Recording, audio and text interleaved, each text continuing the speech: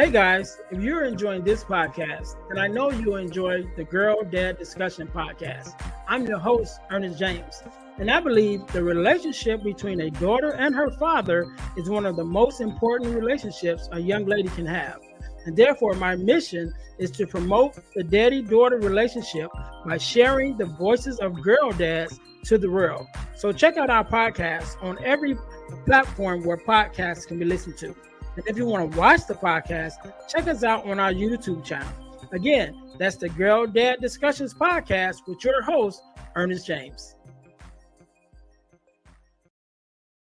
Are you looking for inspiration on a daily basis?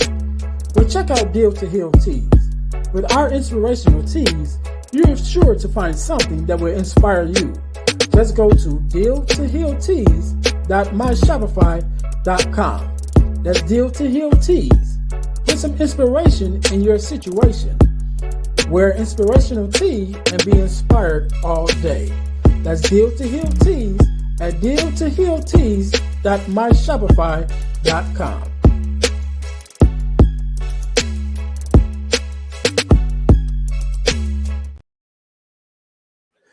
Hey guys, this is Ernest James, host of the Deal to Heal with E. James podcast, and I got a question to ask you.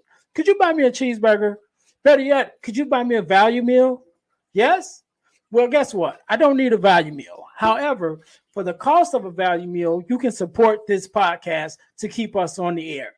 Just go to Patreon/Deal to Heal podcast and choose any one of the 3 tiers that's available. And if you just want to make a one-time donation, go to Cash App and make a donation to $EJames, the number 418. Make a one-time donation to the Cash App, or again, go to Patreon to support this podcast and keep us on the air. Thanks in advance. Be blessed.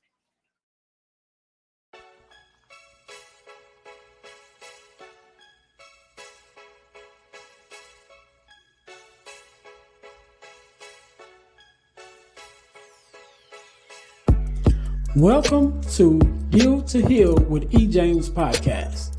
On this podcast, my guest and I will discuss topics and ways to help us to heal in every area of our lives. I believe that everyone can live a life that is happy, healthy, and whole. So I'm on a mission to help people to deal, heal, and fulfill. Deal with your problem, heal from the pain, and fulfill your purpose. Thanks for tuning in. Let's get to it. Welcome to the Deal to Heal with E. James podcast. I am your host, Ernest James, and I believe that everyone can and should live a life that is whole, healed, and healthy.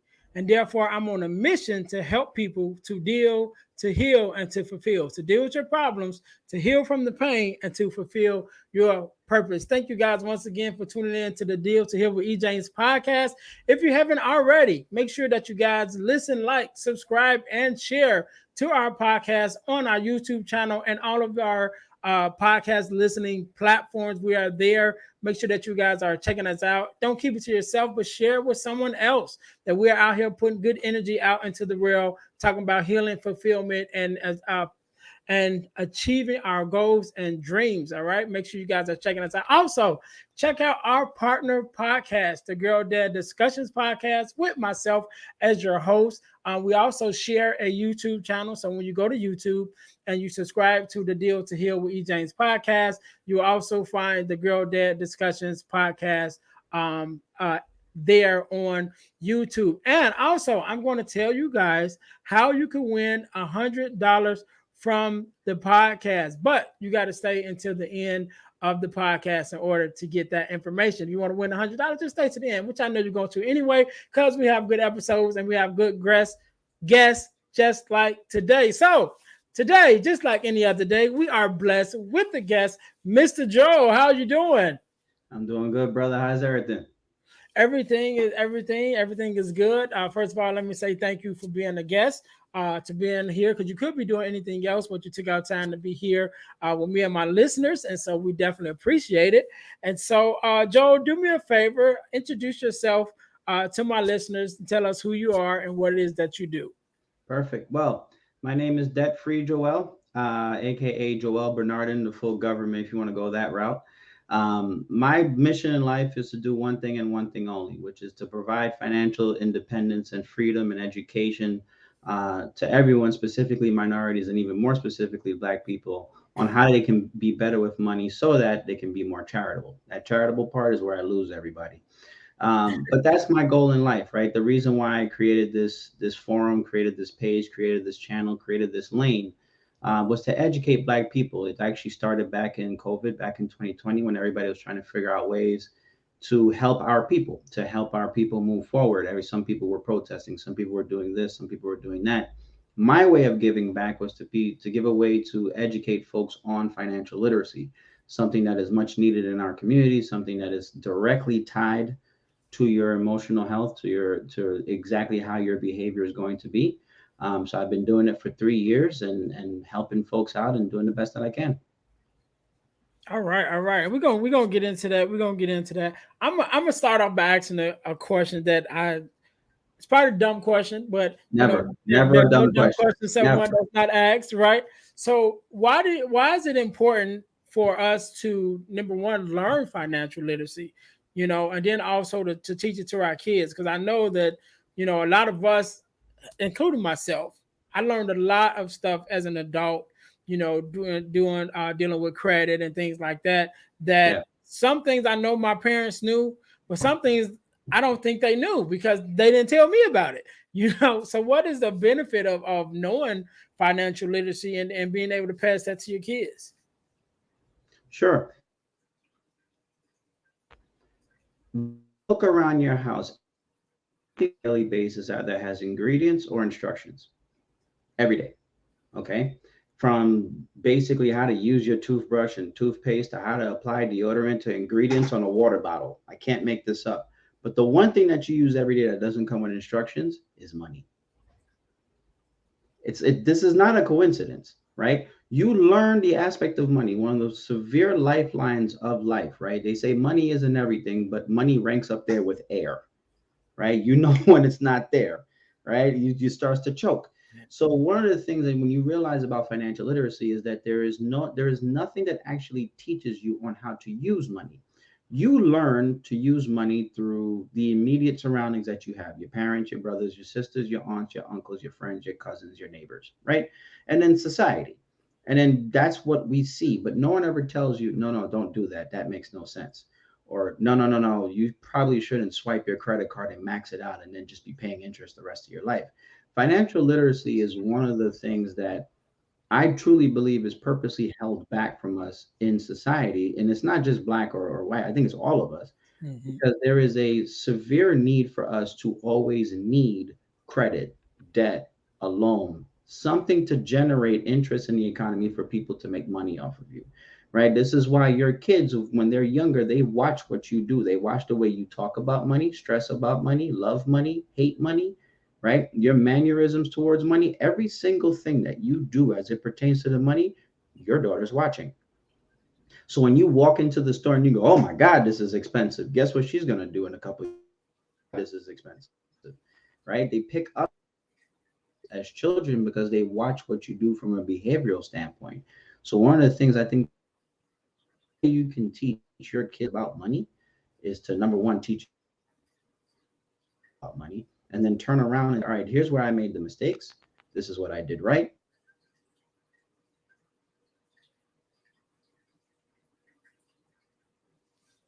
What is the point of passing on wealth to your kids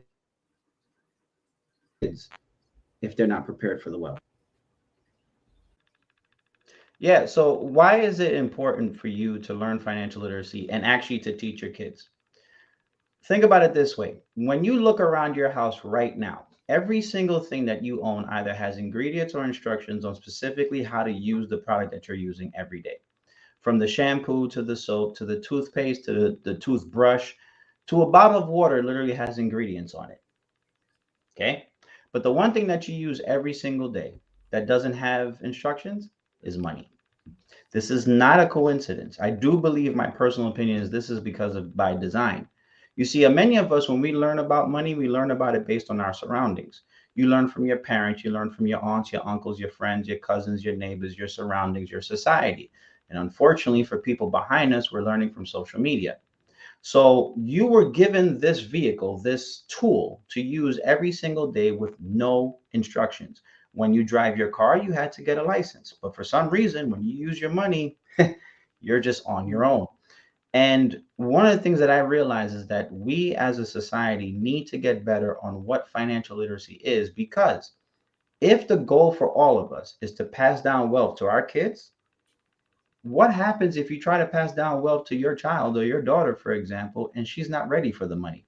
Did you know that the majority of people who win the lottery go broke in 5 years? Right? Yeah. So it's not the number that's the important aspect. No. The most important aspect is what to do with the money once you get it. See, a lot of people in our society, we're focused on just getting to the money, right? As men, we can't have that bravado. We need to get to the money, flip the money, hustle to the money. Well, the problem is we can't keep it, right? So what's the point of getting to all that money if you don't know how to actually deliver it and put it in such a way that it can compound for you over time? So that's the point of financial literacy. The point of financial literacy is that most of us don't know what to do with a single dollar. What's going to make you think you're going to know what to do with a million? Most Right. people, if you ask them right now, oh, how much would you know? If I had $1 million, I'd be rich. Well, do you know if you probably had $1 million and lived for 30 years, it probably wouldn't be enough.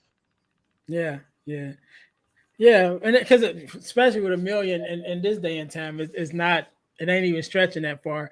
Exactly. Once you hit taxes, they already gonna hit you for half of it, in the Thank you. dough. So you Thank pretty much right back where you started, you. Yep. depending on your starting point. So I have a question. So I watch some of your videos. Of course, whenever I have a guest on, I go and watch some of their stuff. And one of the things that you had talked about more recently was inflation, and Right. I never even really knew what it was. So can you explain for the people in the back and myself what Mhm. what the heck is inflation? Here's the best way to think about it. Inflation is rising costs. That's the whole point of inflation, right? It's things around you costing more money based on several different factors. And you can look at it politically, economically, all these different types of things. But what happens a lot is that the value of your money, that dollar in your hand, is worth less now than it was 2 weeks ago, 2 years ago, 20 years ago, right? All you need to do, if your parents are alive, if you have people of an older generation, just ask them how much a newspaper was, right? They're going to make you laugh. It's going to be 25 cents. You try to buy a newspaper now, it's $2.25. That's inflation, right? The cost of goods that you have increases over time because the purchasing power of your dollar, of your currency, decreases. What happens a lot is that when money is pumped into the system, it devalues the currency, Mm. right? If I give you something that's pretty rare, like one gold coin, and you're the only person who has that gold coin in the entire world, you're rich, right? But if every single person has the same gold coin in the entire world, you're probably not going to have as much money. So that's inflation. Inflation is the cost of things around you rising, but really it's the purchasing power of your dollar decreasing. That's the whole point of it. And inflation is the worst tax that we have in a society. Okay. There is no other tax that we have that is worse than inflation because it rarely goes backwards, right? Inflation does not go backwards. If you notice, when they raise prices, it sort of stays the same. Yeah.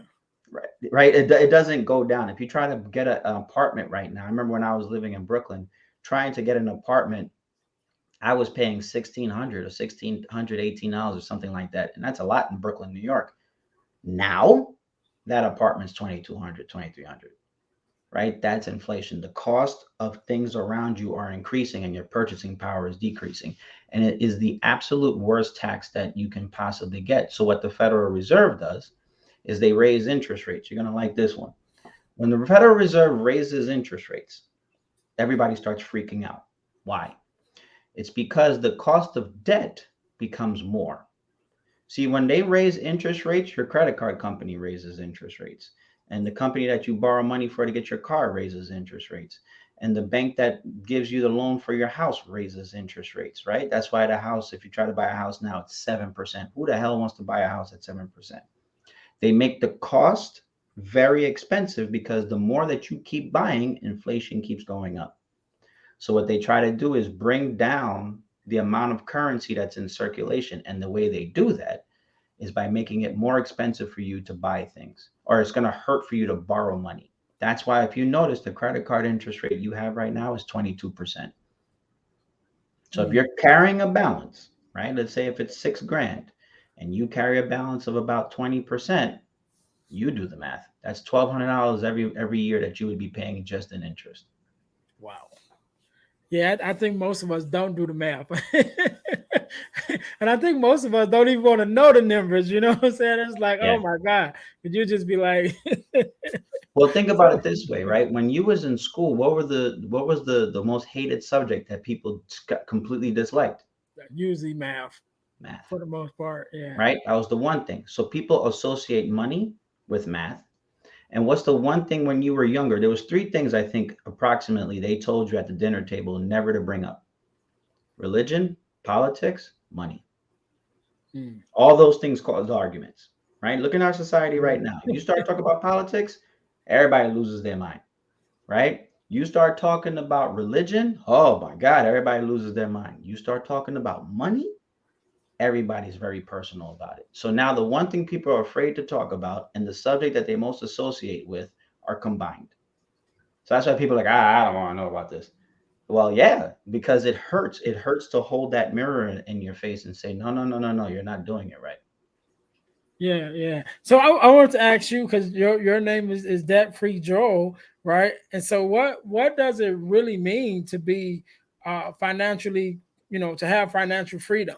You know what I mean? Because like I would think, and I'm definitely not no expert, but there's a debt to income ratio, and as Hmm. long as your debt is not overcoming your income, Yeah. that's not a bad place to be.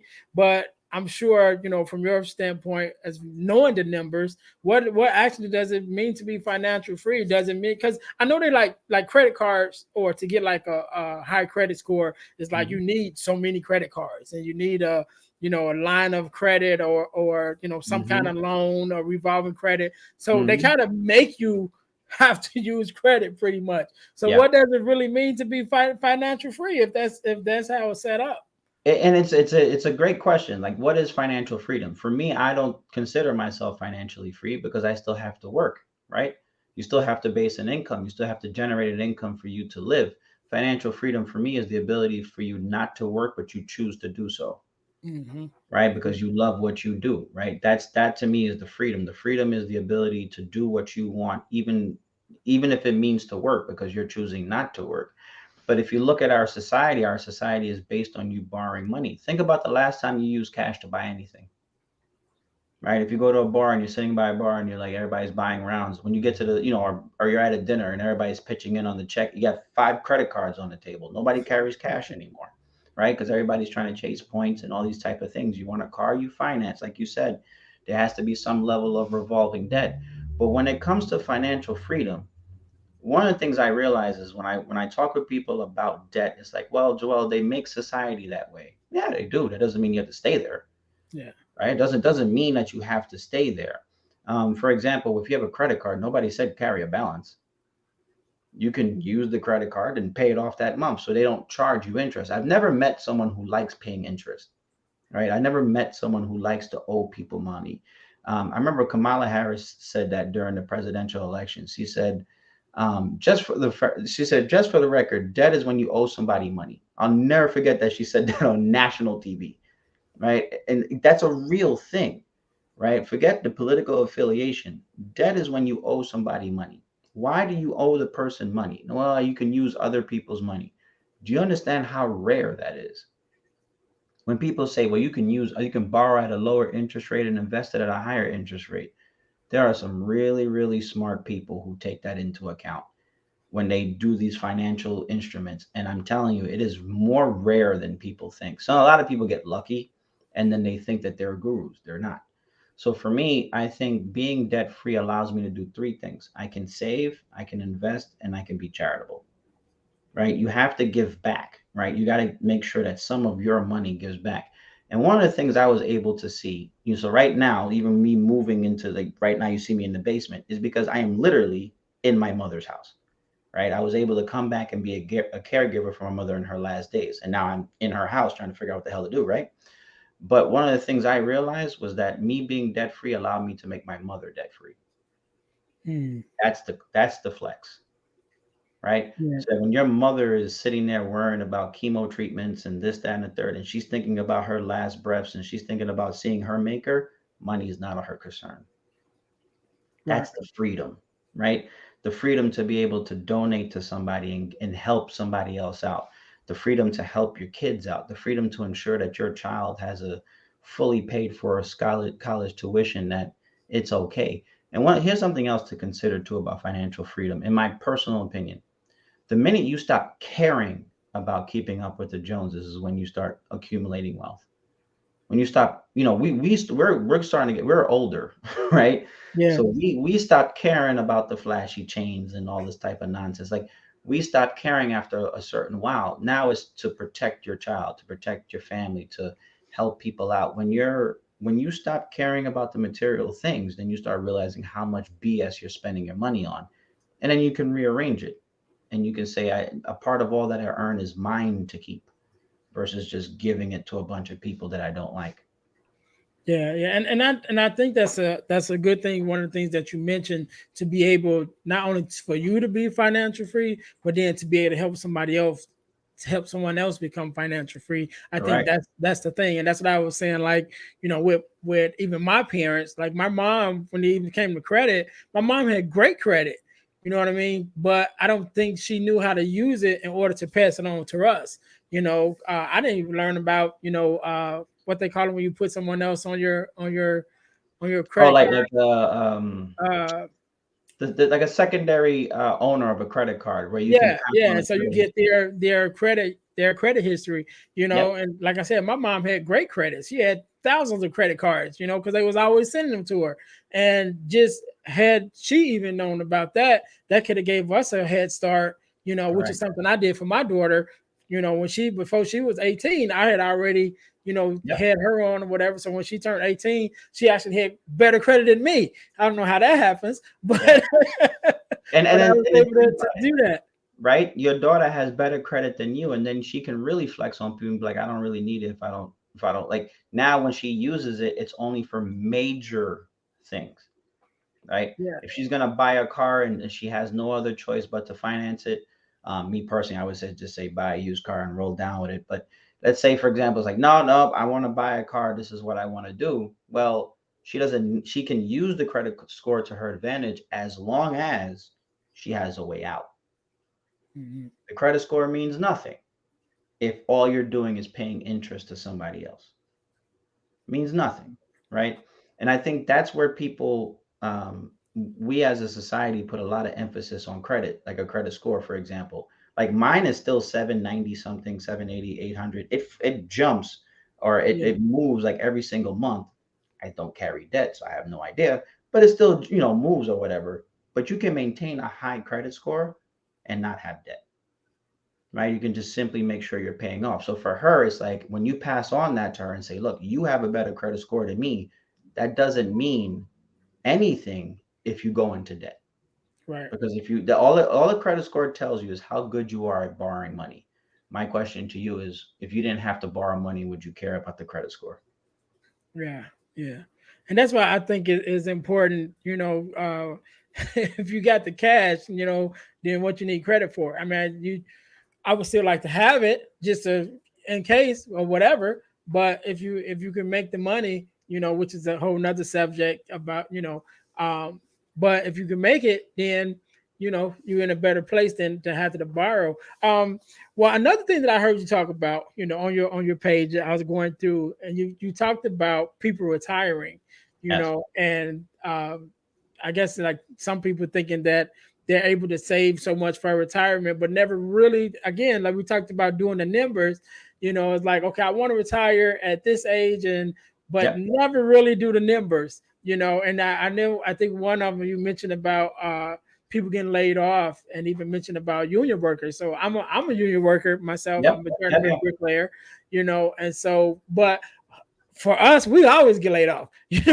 Right. kind Right. of Right. part of our that's kind of part of our thing. It's like, when the job is done, it's done. It's done. Once you Yeah. build the house, ain't nothing to do. Once the Yeah. last shingle go on, that's it. It's Yeah. finished.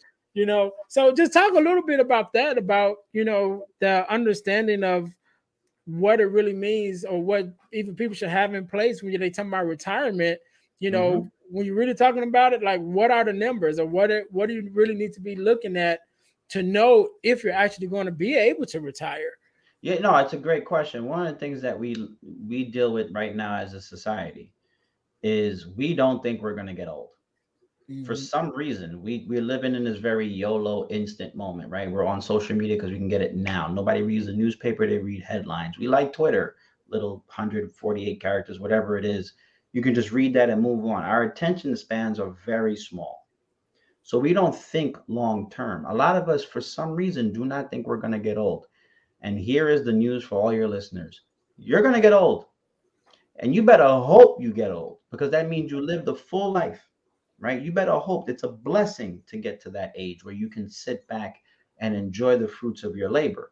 Now, here's the problem: we have a severe retirement crisis coming, in my personal opinion. The average 401k is severely underfunded, especially in our community. Okay, as Black people, we are severely underfunded as it pertains to the 401ks in our retirement. And for those people who are women, it's even worse for you, because usually women have lower, on average, 401k balances than men. And it's because of several different reasons. One of the things that we realize is that our income, every single month goes to so many bills. So we can't Yeah, really allocate money to our 401k. The average person does not have the login information to their 401k. They don't know what they're invested in. They have no idea like what broker it's at. They don't know what they're contributing to their 401k. They don't know the balance. They don't know anything about it. They just know it's somehow deducted from my check. I don't know. But if you ask those same people, do you plan to work for the rest of your life? Hell no. Then what are you doing about it? Well, I don't yeah, know, right? And it's that I don't know, that the shrugging of the hands. It's I don't think people realize that if whatever decisions you make today affect your future self, yeah, just like the decisions 20 years ago affected your present self, yeah, right? You can't change the past. Everything that happened up to now, you cannot change, but you can change going forward. That 60-year-old, 70-year-old you is going to look back at you now and go, what the hell did you do? yeah, So, from a retirement standpoint, do not think that Social Security is going to be around the same way. It's not. Don't think that Medicare and Medicaid, the way it's looking right now, is going to give you the same amount of benefits that they do. They're not. If you think that the government's going to come by and actually help you from a financial standpoint, just look at what they're doing on a day to day basis and right, ask yourself, are those the people you want managing your money? Okay. It's the truth. The truth is that it is going to be a blessing to get older, but it's going to be a curse if you don't aren't necessarily prepared. Something I remind folks about, and I know this sounds extremely harsh, but make sure that you're financially independent when you retire so that your kids don't have to support you. yeah, I It hurts to say that, right? But it's the God honest truth, is that you do not want your kids to support you later in life because you didn't do your job. Because guess what? If they're supporting you, they can't support themselves.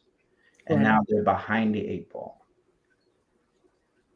yeah. right? That, yeah.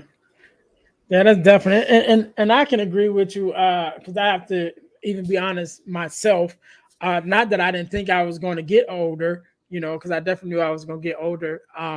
But like you said, when I was younger, I was in the even before I became a bricklayer, I worked in factories, Yep. and so they had the 401k and all that stuff. And I came to, I got something in the mail the other day because I worked at one factory for a couple years, and so they Yep. just sent me something in the mail about pension points and things like that that I'm, what I mean? Like you said, I Yeah. don't even know what's going on with it. I'm Yeah. hoping they Yeah. can tell me I got a lot of money though, but but I was the Right. same way, and it was like even when I became to be aware of it, I still was kind of like, because it was like I'll do it later, Because you're dealing and with your immediate problems now, yeah, right? Think about what retirement really considers, right? Retirement says, hey, hey, hey, Ernest, I know right now you got a ton of bills, but I'm gonna take a little bit more of your money that you don't have, and I'm just gonna put it for the future for something that you don't even see. And you're like, yo, I got a car payment, a mortgage, a college tuition to save up for, I got credit cards, I got a loan. And you want me to take money from now, more money from my check that I don't have, and give it to my future self, who I don't even know is going to be here, Right. right? The problem is that we have to take a step back and go, what is the likelihood that we're going to reach there?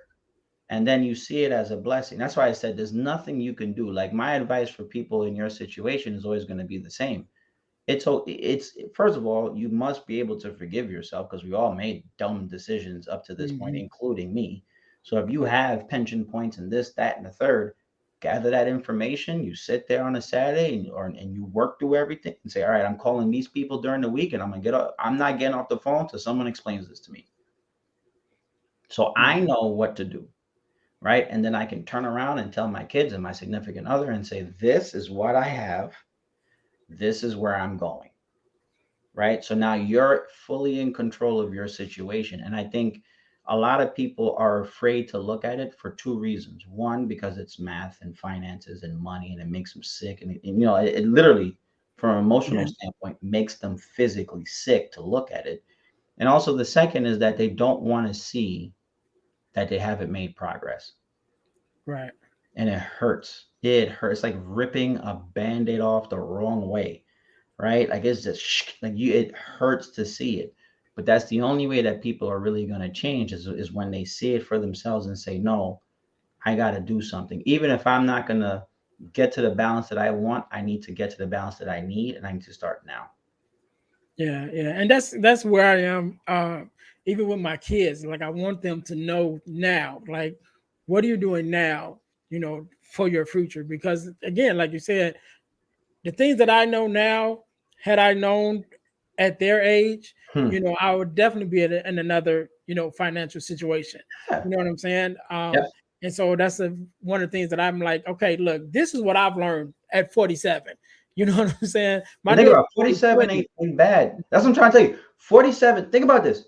47. Look, this is what I know at 47. Brother, 20 years from now is 67. You still can have eight, $900,000 in your 401k if you choose. Mm, Just allowing the years to compound, right? So right, allowing to keep allocating money, it's not that bad, right? It's really, you can still make up a lot of time. It's just that people don't think it is. But getting ahead of it and saying, no, this is where I'm at. This is what I can do. Here are the mistakes I made. This is the right thing. This is the wrong thing. And at least you can say you tried. You can't force your kids, but at least you can say you yeah, tried. yeah, yeah. Man, Joe, this has been an amazing conversation, man. And I just don't want to keep you too long, but definitely might have to do a part two or something. I don't know. Anytime. I do. Here's the one thing I would say, before we get off. The one thing I would say is, there is a book called The Richest Man in Babylon by George Clayson. It's somewhere over my shoulder. It's one of, like, I recommend that book to everybody, even when I do podcasts and stuff like that. But if there's anything you want to take away from this podcast, I would say that always remember that a part of all that you earn is yours to keep.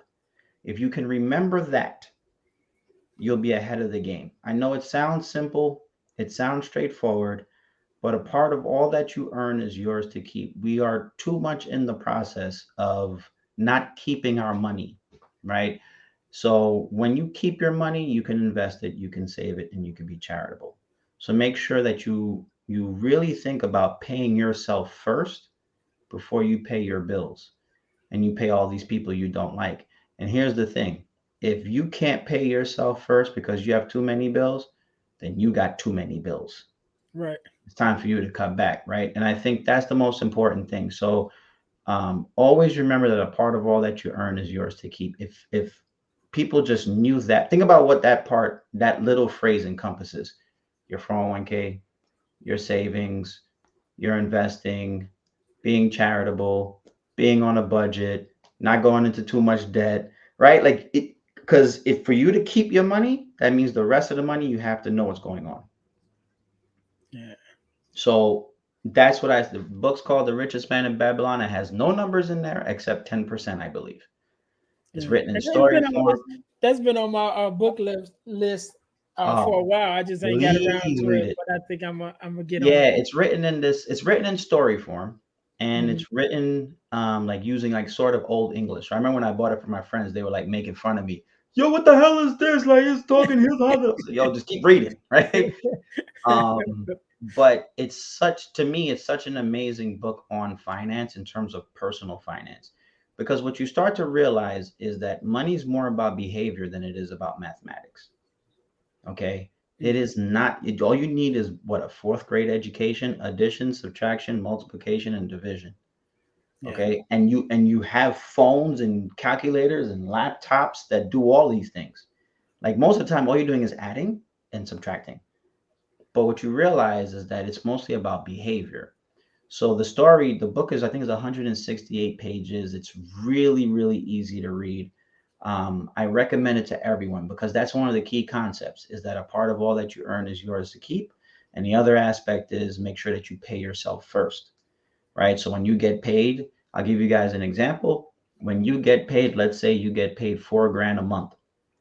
And but let's say, depending on how you get paid, some people get paid structured. For you, it may be different, right? It's going to vary Mhm. depending on the project you're working on. But whatever it is from an average standpoint, if it's 4 grand a month, 10% of that should go to you. What does that mean? That means every time you get paid, let's say if you get paid 2 grand, 200 goes to you, right? That's the first thing you do is because you're the one that worked for it. Right. You worked late. You were away from your family. You were away from your kids. You were away from having good sleep and sleeping in and going out on dates and going for drinks and going for food and enjoying yourself and going on vacation. And the first thing you do when you get paid is go pay a bunch of people you don't like. The government does Yeah. not ask their permission to take your money.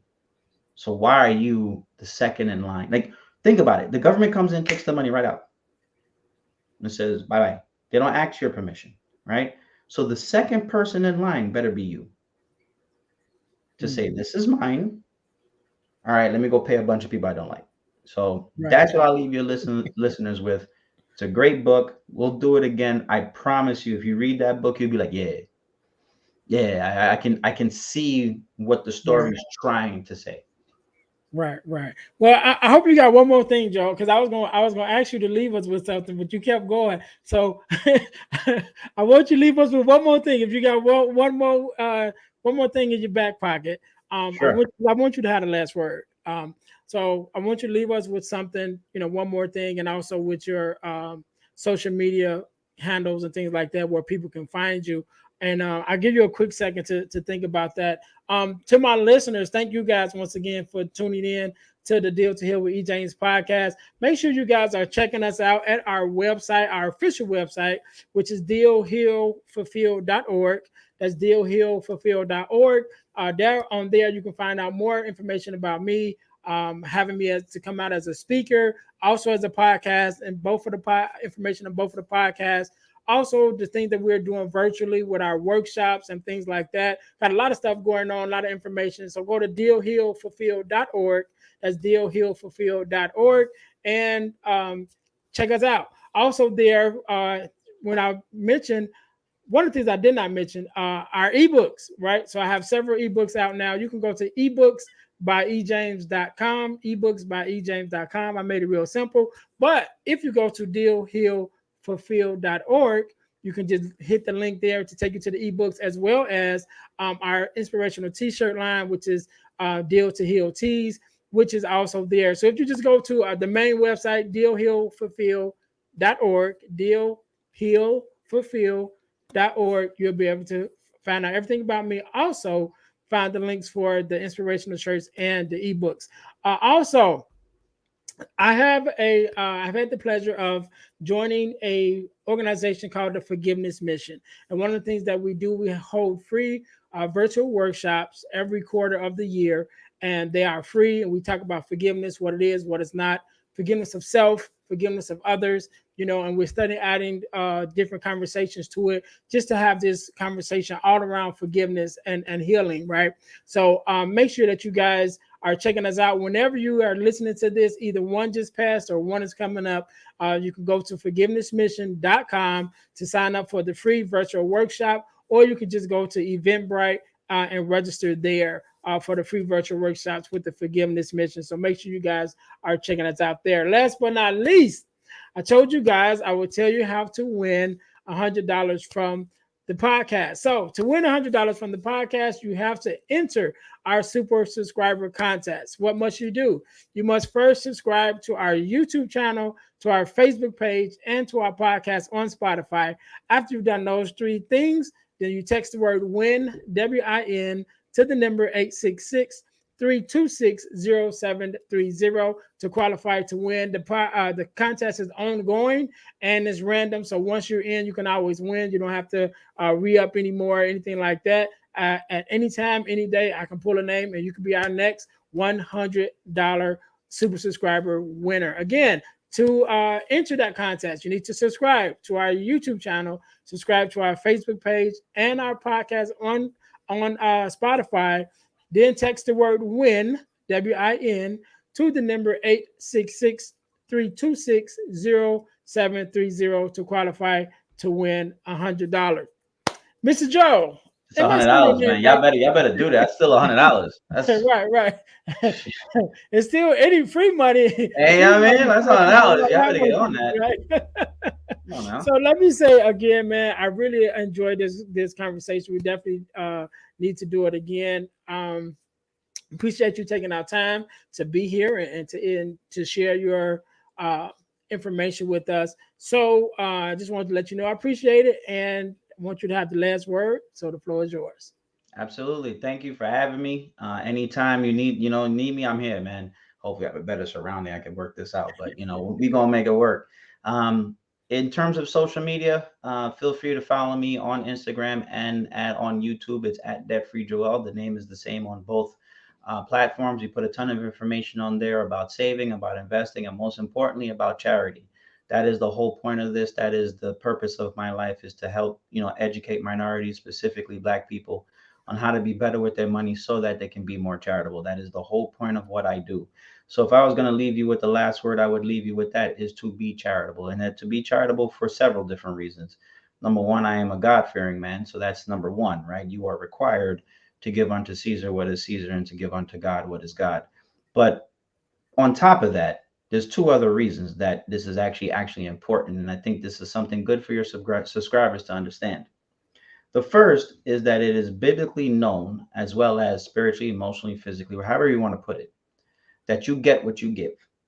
If you want money, you must give money. You want time, you must give time. You want love, you must give love. You want caring, you must give caring. You know how it goes.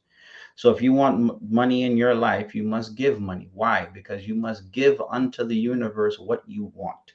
Okay, this is a universal law. It doesn't have to be religious. You guys can take it the way you want, but it's true.